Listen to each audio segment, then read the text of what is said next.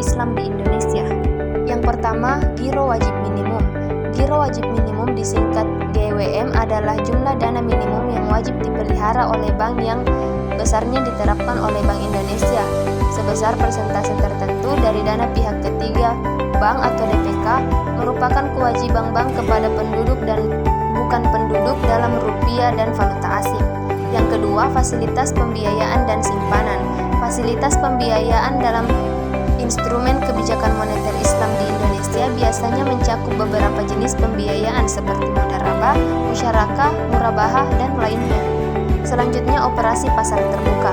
Secara umum, OPT diartikan sebagai pembelian atau penjualan surat berharga oleh bank sentral baik pada dasar perdana maupun pasar sekunder dengan tujuan mempengaruhi kondisi likuiditas pasar uang seperti surat berharga pemerintah, surat berharga bank sentral, dan surat berharga swasta.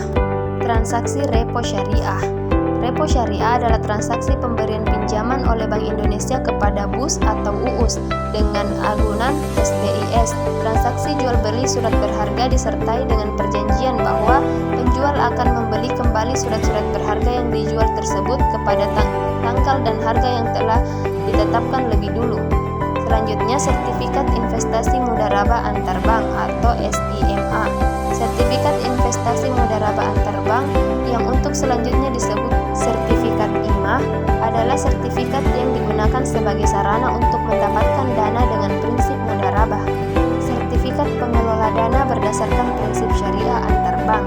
Sertifikat pengelola dana berdasarkan prinsip syariah antarbank adalah instrumen keuangan yang digunakan dalam instrumen kebijakan moneter Islam di Indonesia untuk mendukung likuiditas antarbank. Instrumen ini memfasilitasi penyelesaian transaksi antarbank syariah yang sesuai dengan prinsip-prinsip keuangan Islam. Selanjutnya, reverse repo. Surat berharga syariah negara biasanya disebut sukuk negara adalah obligasi yang diterbitkan oleh pemerintah Republik Indonesia berdasarkan prinsip syariah. Reverse repo adalah kegiatan penjualan SBSN oleh BI ke bank syariah dengan perjanjian jual beli kembali oleh BI di kemudian waktu. Selanjutnya, pengelolaan likuiditas berdasarkan prinsip syariah. Pengelolaan likuiditas berdasarkan prinsip syariah merupakan suatu mekanisme yang digunakan dalam keuangan syariah untuk mengatur dan mengendalikan likuiditas di pasar uang.